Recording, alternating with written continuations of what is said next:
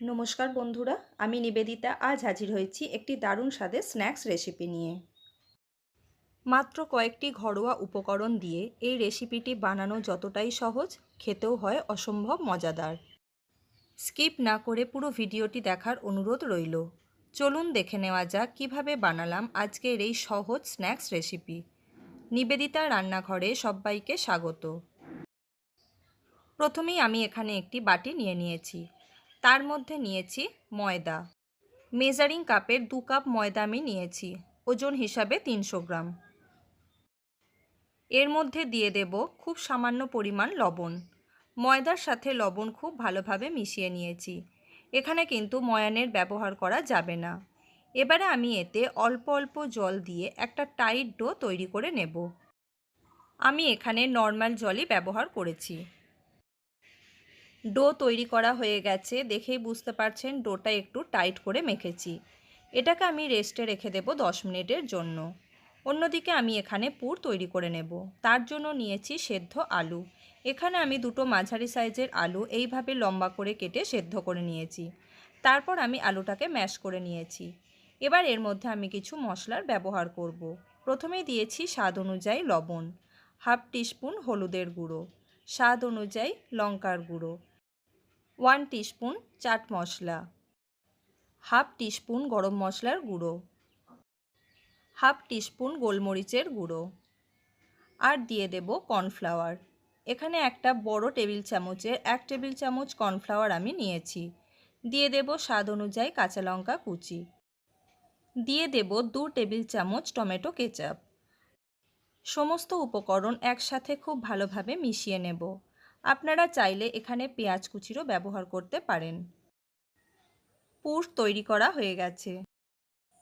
চলে যাব পরের স্টেজে।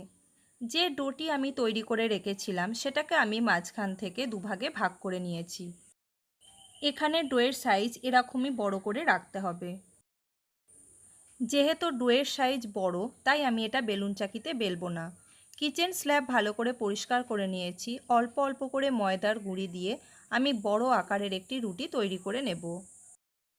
বাড়িতে হঠাৎ অতিথি চলে এলে ঘরে থাকা সামান্য কিছু উপকরণ দিয়ে খুব সহজেই আপনারা চটজলদি এই স্ন্যাক্স রেসিপি চায়ের সাথে সার্ভ করতে পারেন। আপনারা দেখতেই পাচ্ছেন আমি রুটির সাইজটা কত বড় করে বেলে নিয়েছি।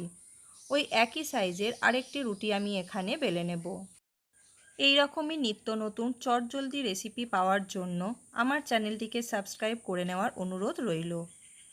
একই আকারের আমি আরও একটি রুটি তৈরি করে নিয়েছি। এবারে আমি যে আলুর পুরটি তৈরি করে রেখেছিলাম সেটি আমি রুটির ওপর খুব ভালোভাবে দিয়ে দেব।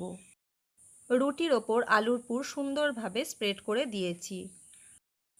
এবারে অন্য একটি রুটি দিয়ে আলুর পুরটি আমি কভার করে দেব। হাত দিয়ে ধারগুলো এইভাবে একটু চেপে চেপে দিতে হবে। তারপর বেলনের সাহায্যে খুব হালকা হাতে এটাকে আমি 2-1 বার বেলে নেব। সুন্দর একটা শেপ আনার জন্য একটি ছুরির সাহায্যে বেলে রাখা রুটির ধারের অংশগুলোকে এইভাবে কেটে দেব। কেটে রাখা অংশগুলি আমি ফেলবো না, সবকটি অংশ আমি অন্য একটি পাত্রের মধ্যে তুলে নিয়েছি। তারপর ছুরির সাহায্যে মাঝ বরাবর এইভাবে লম্বালম্বি কেটে নিতে হবে। লম্বালম্বি কেটে নেওয়া হয়ে গেছে। তারপর এটাকে আমি আড়াআড়িভাবে কেটে নেব। আশা করি আপনারা বুঝতে পারছেন আমি কিভাবে একটা শেপ দিয়ে এই অংশগুলিকে কেটে নিচ্ছি। এবারে কেটে রাখা অংশ থেকে একটা করে টুকরো আমি তুলে নিয়েছি। এবারে 4 কোণার মধ্যে 2টো কোণা ধরে ওপর অংশ এবং বাকি 2টো কোণা ধরে নিচের অংশ চেপে এই আকৃতির আমি তৈরি করে নিয়েছি।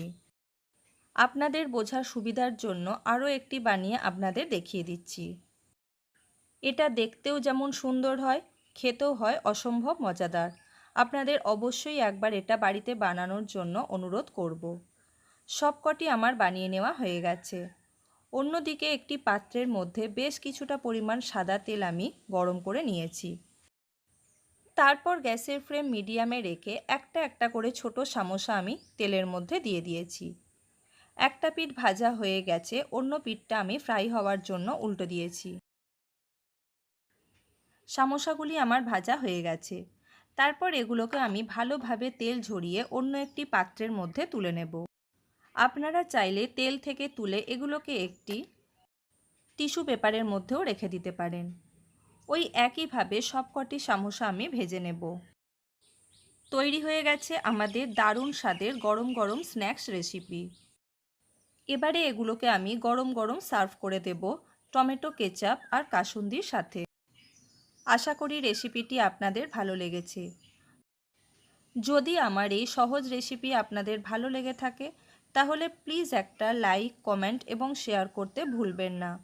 নতুন বন্ধুদের কাছে চ্যানেলটি সাবস্ক্রাইব করে নেওয়ার অনুরোধ রইল। পাশে থাকা বেল বাটনটি অবশ্যই প্রেস করে রাখবেন যাতে নতুন ভিডিও আপলোড করার সাথে সাথে আপনার কাছে নোটিফিকেশান পৌঁছে যায়। ভিডিওটি দেখার জন্য ধন্যবাদ।